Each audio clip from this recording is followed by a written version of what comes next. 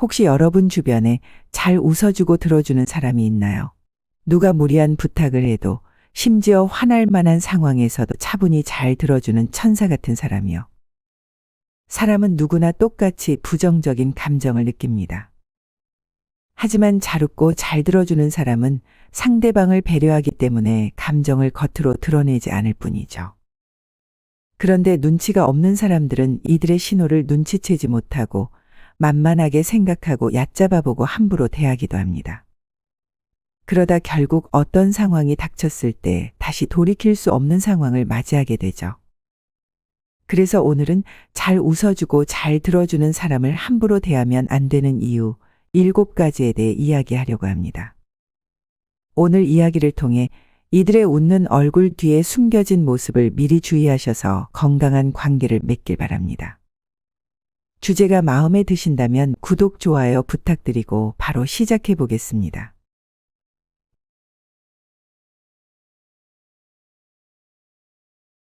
첫 번째, 사회적 지능이 높아 상대의 심리를 꿰뚫어 봅니다. 67세 김 여사는 주변에서 천사표 할머니로 불릴 정도로 항상 환한 미소를 지으며 늘 친절하게 사람을 대하셨습니다. 저도 어떻게 그렇게 매일 웃으면서 친절하게 대할 수 있는지 궁금해서 비결을 여쭤봤습니다. 화내고 싸우면 나도 지치고 상대방도 지치잖아요. 굳이 싸울 필요가 없어요.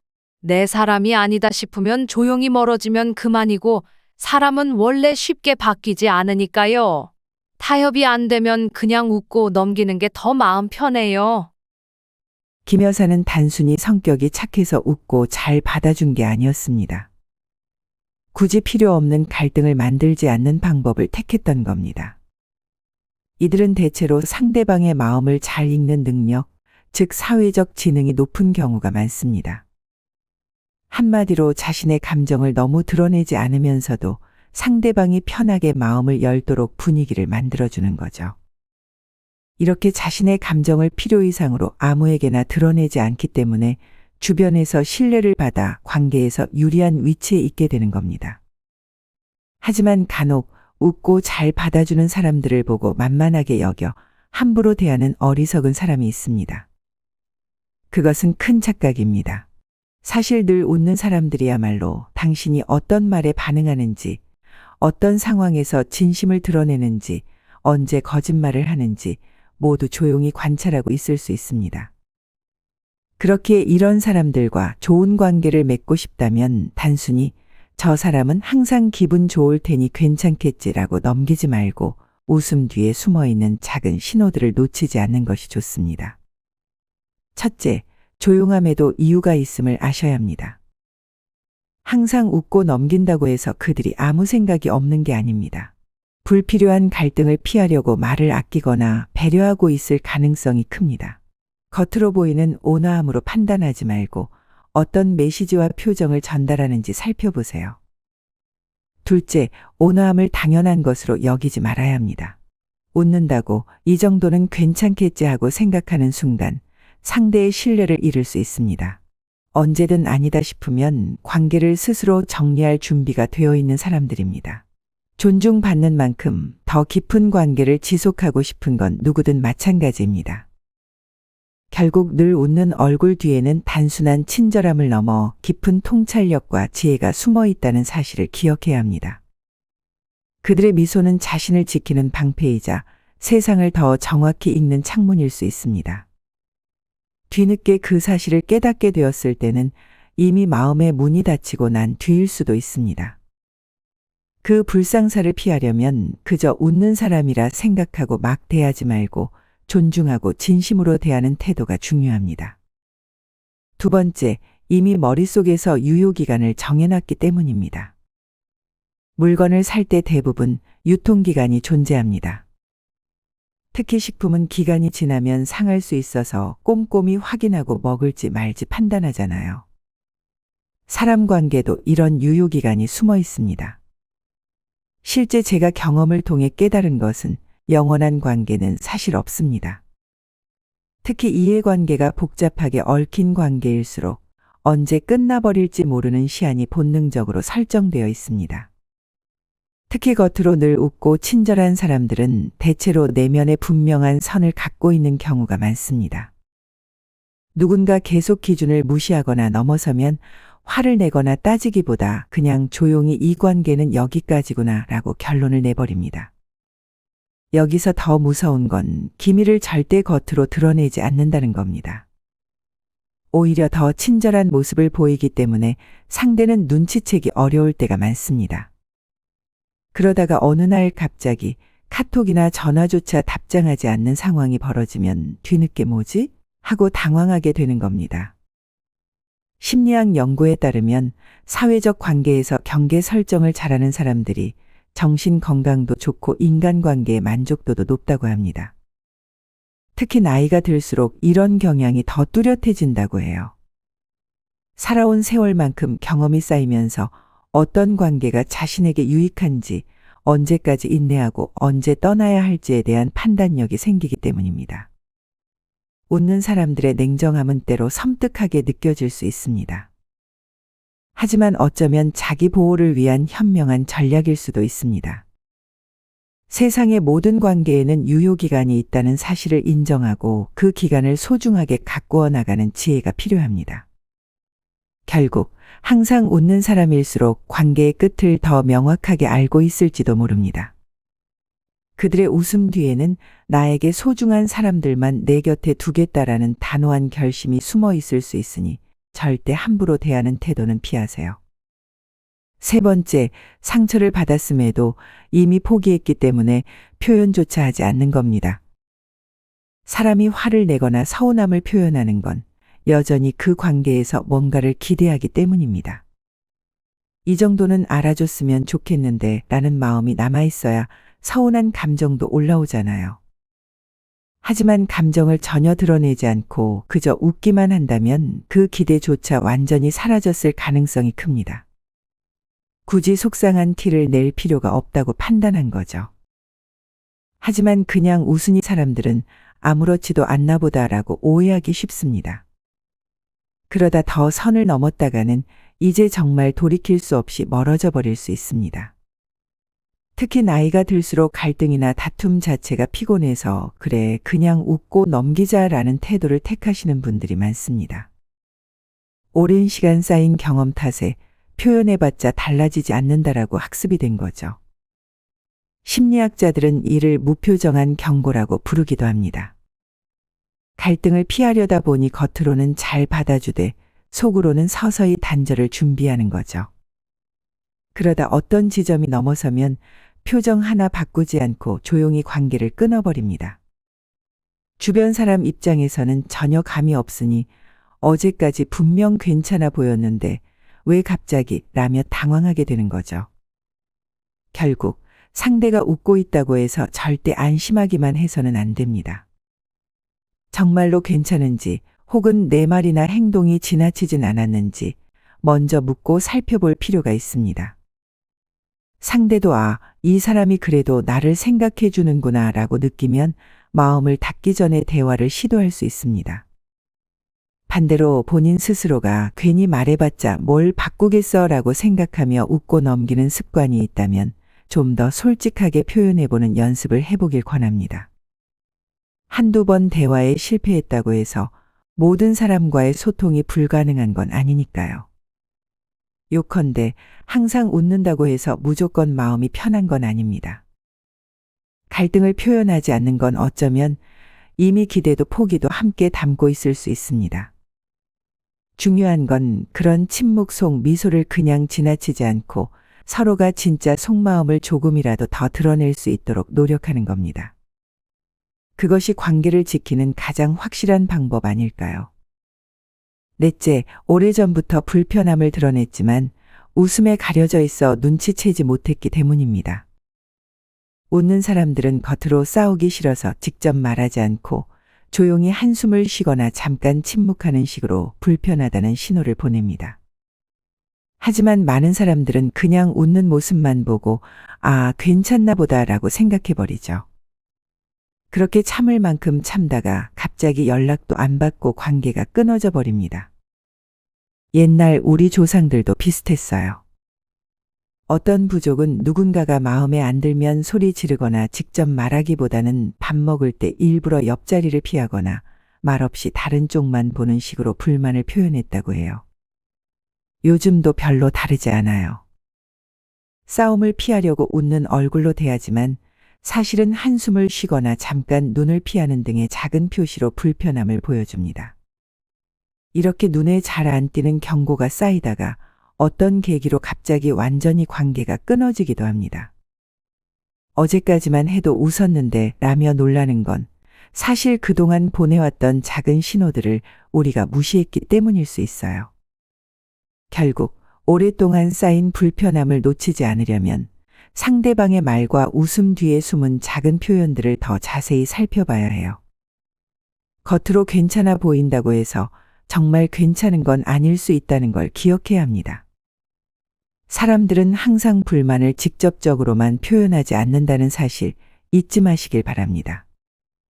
5번째, 상대의 한계를 시험하고 있을 수 있습니다.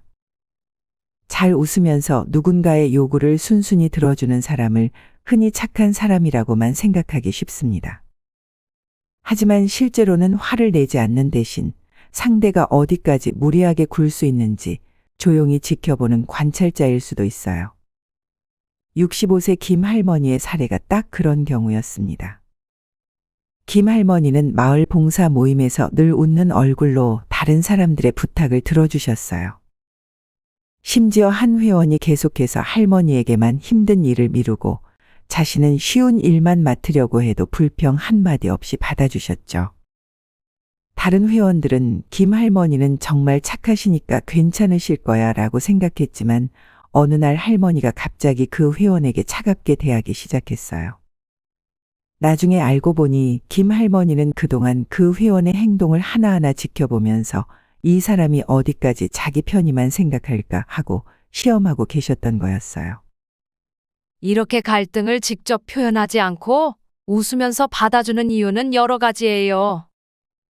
우선 감정 소모를 줄일 수 있어요. 매번 그건 안 돼요 라고 싸우는 것보다 조용히 상대의 태도를 지켜본 뒤 한계를 넘었을 때 깔끔하게 관계를 정리하는 게 더 편하다고 느낄 수 있거든요. 또한 겉으로 순순히 따라주면 상대가 자신의 진짜 모습을 더 쉽게 보여줘요. 웃는 사람들은 그 시간 동안 상대가 얼마나 이기적이거나 배려심이 없는지 꼼꼼히 살펴보고 결국 이 사람과는 관계를 유지하기 어렵겠다라고 판단하면 조용히 거리를 두는 거죠. 그렇다면 처음부터 솔직하게 이야기하는 게 나을까요?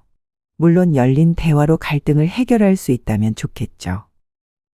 하지만 항상 웃는 사람들에게는 직접 싸우지 않고 상대를 테스트하는 방식이 더 효율적으로 느껴질 수 있어요. 감정적으로 피곤하지 않으면서도 나중에 손해볼 일 없이 관계를 정리할 수 있다고 생각하니까요. 결국 항상 잘 받아주던 사람은 당신의 말과 행동을 하나하나 평가하고 있었을 수 있어요. 그러니 자신도 모르게 지나치게 선을 넘고 있다면 어느 날 갑자기 관계가 끊어질 수도 있다는 점을 기억하세요. 겉으로 갈등이 보이지 않는다고 해서 상대 마음속에서도 모든 게 괜찮은 것은 아니니까요.